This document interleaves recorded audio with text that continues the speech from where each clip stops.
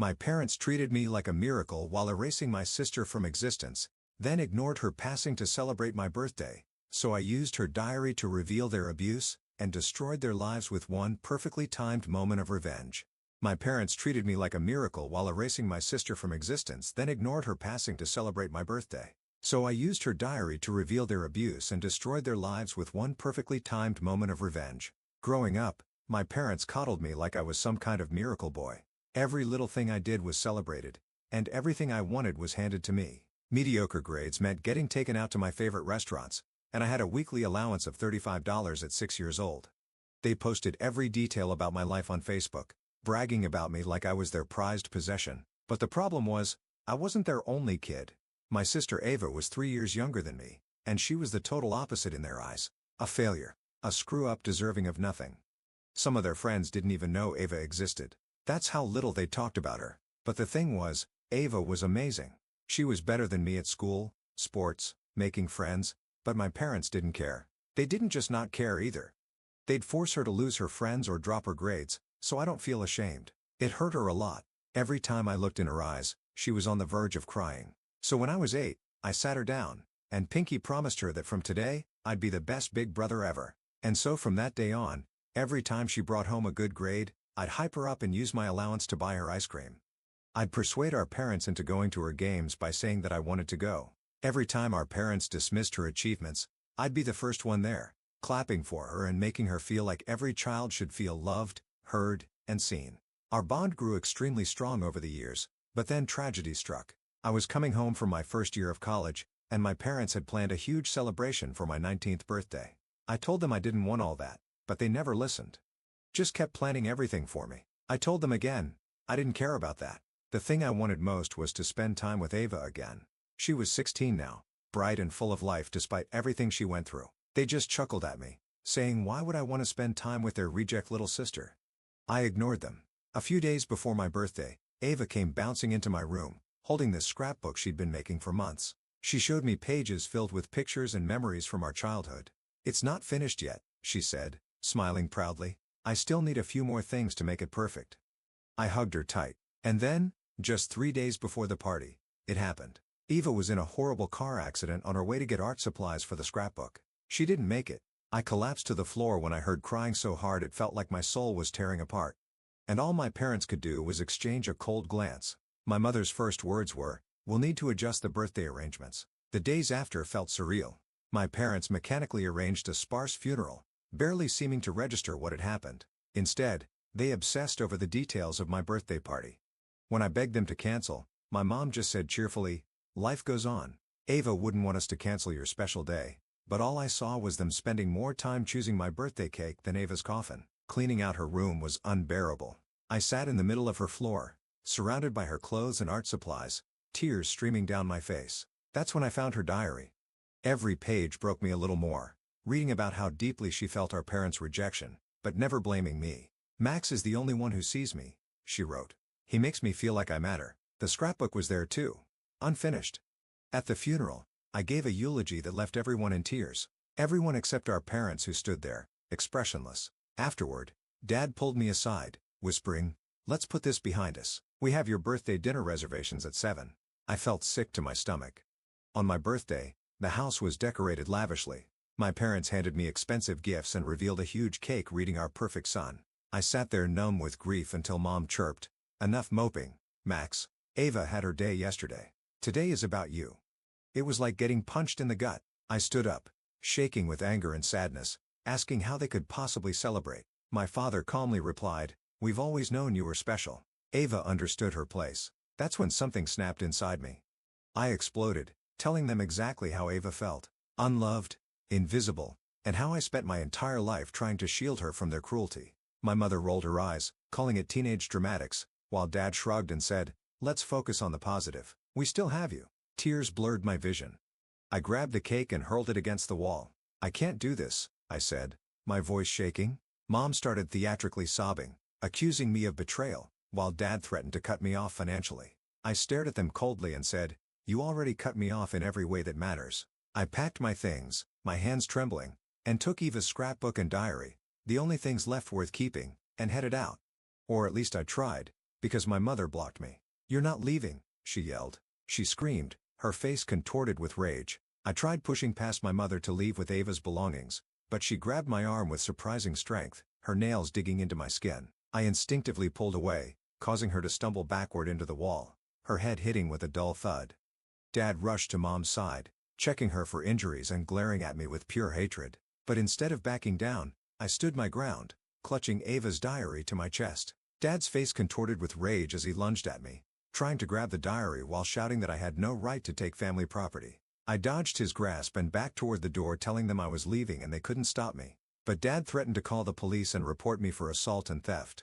Panic surged through me as I realized they might actually take Eva's memories away from me. So I quickly stuffed the diary and scrapbook into my backpack. Mom recovered and started crying dramatically, begging me not to leave and saying they'd forgive me if I stayed.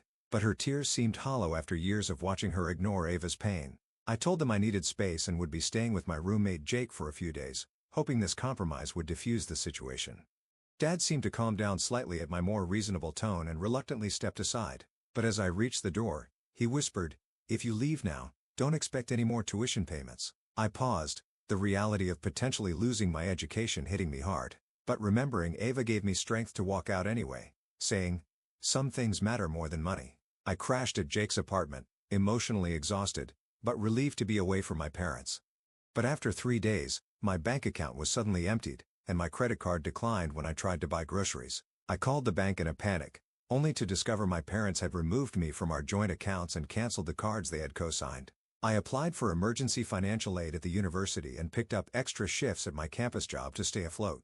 But my parents started spreading lies to extended family, claiming I'd had a mental breakdown after Ava's death and become violent. Relatives I'd been close with started sending concerned messages or avoiding me altogether, leaving me feeling increasingly isolated. I decided to read through Ava's diary completely, hoping to find comfort in her words. But what I discovered was far worse than I imagined. Detailed accounts of emotional abuse when I wasn't around and hints that our parents had deliberately sabotaged a scholarship opportunity that would have been her ticket to freedom. I felt physically sick with guilt for not seeing the full extent of their cruelty and became determined to clear Ava's name somehow. I reached out to Ava's best friend Emma to share what I'd learned and possibly get more insight. But when we met at a coffee shop, I noticed someone watching us, my father sitting in his car across the street. Emma and I moved our conversation to her apartment, where she revealed Ava had been secretly recording our parents' behavior on her phone for months before the accident. Emma explained that Ava's phone had been returned to our parents after the accident, but she had backed up some of the recordings to a cloud account she shared with Emma for a school project. We spent hours listening to the recordings, hearing my mother tell Ava she was a mistake, and my father threatening to send her to a boarding school if she overshadowed me again, providing concrete evidence of their abuse. Armed with Ava's recordings, I decided to confront my parents one more time, hoping they'd finally acknowledge what they'd done. But when I arrived at the house, I found them hosting a dinner party with family friends, acting like grieving parents. I lost my composure and played one of the recordings loudly from my phone, causing shocked silence to fall over the gathering, as my mother's voice clearly said, "We only wanted one child, Ava. Max was enough." The guests looked horrified, and my parents scrambled to explain it away as Ava manipulating conversations. But my Aunt Susan, who had always been kind to Ava, stood up and asked them point blank if they had always treated Ava differently. The room divided, with some guests awkwardly leaving while others stayed, creating a tense standoff as my parents realized their carefully crafted image was crumbling. Dad pulled me into his study, offering to reinstate my financial support if I stopped this nonsense and told everyone the recordings were fake. But I refused to betray Ava again, even for financial security. He changed tactics, threatening to sue me for defamation and destroying the family, showing he cared more about appearances than acknowledging the truth. I returned to the living room to find Mom sobbing to the remaining guests about how ungrateful her children were. But Aunt Susan was looking through Eva's scrapbook, which I had brought with me, seeing the stark difference between family photos and the private moments Eva had captured with just me. Susan confronted my parents directly, asking why there were no pictures of them celebrating Ava's achievements, despite evidence of her many awards and accomplishments. The confrontation escalated as my parents tried to physically remove me and the evidence from the house, but Aunt Susan and her husband intervened, standing between us. My father finally snapped, shouting, "Fine. We never wanted her. Are you happy now?" causing even their most loyal friends to stare in disbelief at the admission. In the aftermath of my father's outburst, the remaining guests quickly left, leaving just my parents, Aunt Susan, her husband, and me in stunned silence. But my parents quickly tried to backtrack, claiming they were just upset and didn't mean it. I played more recordings from Ava's collection, methodically exposing years of their emotional abuse until they couldn't deny it anymore. Aunt Susan, visibly shaken, offered me a place to stay and help with college expenses, but my parents threatened to cut her off from the family if she took sides. Susan stood her ground, revealing she'd always suspected something was wrong and regretted not intervening sooner, effectively choosing to support me regardless of their threats. I gathered more of Ava's belongings to take with me to Susan's house, but discovered my parents had already packed up most of her room with boxes labeled donations sitting in the garage. I frantically searched through them, rescuing Eva's art portfolios, awards, and personal items they were trying to erase, feeling like I was saving pieces of her all over again. Over the following weeks, I worked with Susan to create a memorial scholarship in Ava's name at her high school, using her artwork and achievements to tell her story. But my parents hired a lawyer, claiming we were slandering them and demanding we stop using family photos or Ava's artwork without their permission. We reached out to Emma and other friends of Ava's, collecting their photos and memories instead, creating a tribute that celebrated her through the eyes of people who truly valued her. On what would have been Ava's 17th birthday, we held a memorial art show at her school, displaying her work and announcing the scholarship. But I struggled with overwhelming grief and guilt, wondering if I could have done more to protect her. As I stood surrounded by people who had come to celebrate Ava's life and talent, I finally completed her scrapbook, adding the last pages with photos from the memorial, fulfilling my to be the best brother I could be, even after she was gone, and ensuring that Ava would always be remembered not as the forgotten child, but as the extraordinary person she truly was. The memorial art show for Ava became a turning point, as several teachers approached me, sharing how they'd noticed the disparity in how my parents treated us, but they admitted they'd never reported it because my parents were respected community members who always had plausible explanations. I realized the full extent of my parents' manipulation. They hadn't just fooled me, but had created an entire facade that kept others from intervening. With Aunt Susan's support, I began therapy to process my grief and guilt over Ava's death. But during a session, I received multiple frantic texts from Emma saying my parents were at her house demanding she remove Ava's cloud backups. I rushed over to find my parents threatening Emma with legal action for stealing private family recordings, causing her parents to consider giving in to avoid trouble. I showed Emma's parents some of the recordings to explain why preserving them mattered, but my father claimed I was exploiting Ava's death to turn people against them. Emma's dad, a former counselor, recognized the manipulation tactics and firmly asked my parents to leave, telling them any further harassment would result in a restraining order. Word spread through our community about my parents' behavior, causing people to quietly distance themselves. But my parents responded by announcing a large donation to the school in beloved daughter Ava's memory, attempting to rewrite history and reclaim their reputation. I felt physically ill seeing them use Ava as a prop after death when they'd ignored her in life and decided I needed stronger boundaries to protect my own mental health. I changed my phone number and blocked my parents on social media, focusing instead on my studies and healing. But they somehow obtained my class schedule and ambushed me on campus, causing a scene by loudly proclaiming they just wanted to reconcile with their grieving son. I was forced to walk away while dozens of curious students watched. Later learning my parents had told the department secretary they were surprising me with a grief care package to get my schedule. The University Counseling Center helped me file for a no-contact directive after the campus incident, giving me some breathing room. But my parents then approached my roommate Jake, manipulating him with stories about my fragile mental state and how they just wanted to make sure I was safe. Jake, though well-meaning, began monitoring me and reporting back to them, unknowingly becoming their spy. I discovered Jake's betrayal when I saw texts on his phone while borrowing it to call Susan. Rather than confronting him immediately, I decided to use the situation to my advantage. I began feeding Jake carefully crafted misinformation about my plans and feelings, creating a false narrative my parents eagerly consumed. Using this strategy, I let slip to Jake that I was considering writing a detailed account of our family dynamics for a psychology class, but added that I was nervous about including the recordings because I wasn't sure if they were legally obtained. My parents, predictably, sent a cease and desist letter through their lawyer, inadvertently acknowledging the recordings were authentic by trying to suppress them. The lawyer's letter demanded I return all property belonging to the family, including diaries, recordings, and photographs. But I had already created secure digital backups of everything with Susan's help. When I showed the letter to my therapist, she recognized it as continued emotional abuse and suggested I consider legal options to protect myself. I consulted with a family law attorney who reviewed Ava's recordings and my documentation, but explained that while the evidence showed clear emotional abuse, legal action would be expensive and emotionally draining. The attorney instead helped me draft a powerful response letter detailing exactly how my parents had failed both their children with specific examples from the recordings, ending with my terms for any future contact. My letter to my parents included conditions: acknowledge their treatment of Ava, attend family therapy if they wanted any relationship with me, and stop the public performance of grieving parents.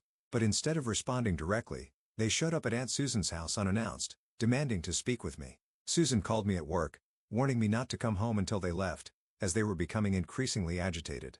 I finished my shift and headed to Emma's place instead, but noticed my father's car following me through traffic. When I took several random turns to confirm I was being followed, he stayed right behind me. I drove directly to the police station where I explained the situation and asked for help, resulting in an officer speaking to my father about harassment. The police intervention temporarily stopped the following, but escalated my parents' tactics as they began contacting my professors with concerns about my academic performance. But one professor, Dr. Chen, had lost her own sister and saw through their manipulation. She connected me with the dean of students who implemented additional protections for my educational privacy. With the university now aware of the situation, I felt safer on campus. But my parents pivoted to a new strategy, reaching out to mutual friends and family with a story that I was keeping Ava's ashes from them and preventing proper closure. I had to contact the funeral home for documentation proving my parents had declined receiving her ashes, choosing the cheapest disposal option instead. The funeral home's documentation exposed another lie, causing several family members to finally see the pattern of manipulation. But my parents, cornered by the truth, made one last desperate move, showing up at my workplace claiming a family emergency to get me to come outside. When I refused to leave my shift, they created a scene so disruptive that my manager had to threaten to call security, putting my job at risk. After the workplace incident, I decided I needed to confront my parents once and for all, arranging to meet them in a public park with Susan present as a witness. But when we arrived, I was shocked to see they'd brought several family members and friends, attempting to stage an intervention for my unhealthy obsession with Ava's death. I remained calm and addressed the group directly, asking if they knew why they had really been gathered. I connected my phone to a portable speaker and played a compilation of the most damning recordings of my parents' treatment of Ava, but my father lunged forward, trying to grab my phone and stop the playback. Susan stepped between us, while the assembled friends and family members listened in growing horror to my mother telling Ava she was nothing compared to her brother. As the recordings continued, some family members tried to leave, uncomfortable with what they were hearing. But my parents blocked their path, insisting everything was being taken out of context. My cousin Tyler, who had been close to Ava, stood up and shared his own observations of how they'd treated her at family gatherings, opening the floodgates for others to speak up.